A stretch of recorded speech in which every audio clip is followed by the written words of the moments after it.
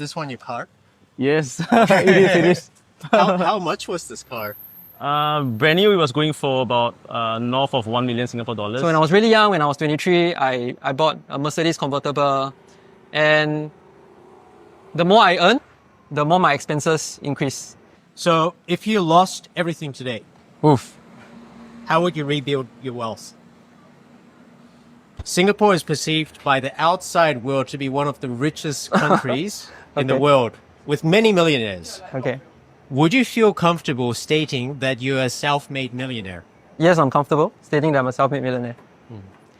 So could you give our audience a rough idea of how much you made last year, for example?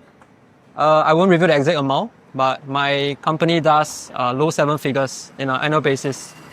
So what kind of business do you do? I run a sales agency in Singapore.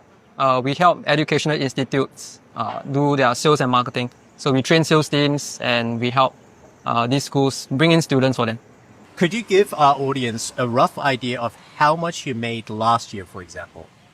Last year, okay. So last year isn't a particular big harvest year for myself because a lot of money were invested. But based on asset, I've managed to increase the asset value of about 2 million Singapore dollars, largely because of real estate. What do you exactly do? I currently run a few businesses. I have a F&B business where we do corporate catering and pantry services as well. But at the same time, I also invest, a number of funds, right? Limited partner in a number of funds like Seatown, which is a Temasek-owned private equity fund. Is most of your wealth in cash investments or other business assets?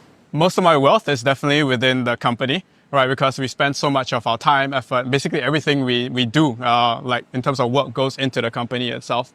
But I think like what liquidity I do have, I did place into investments, right? So some of the robo-advisors have been helpful, and just making sure that this passively gets to grow over time as well. Yeah, I wouldn't say like I'm a stock market expert, but I do take tips from my family. I would say my portfolio is pretty diversified right now. I have properties. I bought a property recently, and I also invest in crypto and stocks. But one of the principles that I hold for my wealth is I set aside at least 12 months of emergency funds for personal use and for my business. Actually, Singapore, isn't properties expensive here? Property is really expensive in Singapore. If you don't mind me asking, how much did you pay for your place? The place is 2.5 million. And you need to put a down payment of 25%. And because I am an entrepreneur, I don't have CPF. So I need to pay using cash. Yeah. And in Singapore, there's this thing called a stamp duty. It's up to 5%.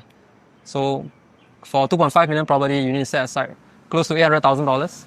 Most of my wealth are in investments, right? I think a lot of Singaporeans actually, we have the mindset that we got to make the money work. As things get a little bit more expensive, we are trying ways to beat inflation. So rather than keeping cash in the bank, we invest them. It could be safe havens like fixed deposits, or even investing in the S&P 500 in the US. That's what we do. And for us, we spread our cash a little bit further by investing in funds like I've mentioned earlier. Yeah.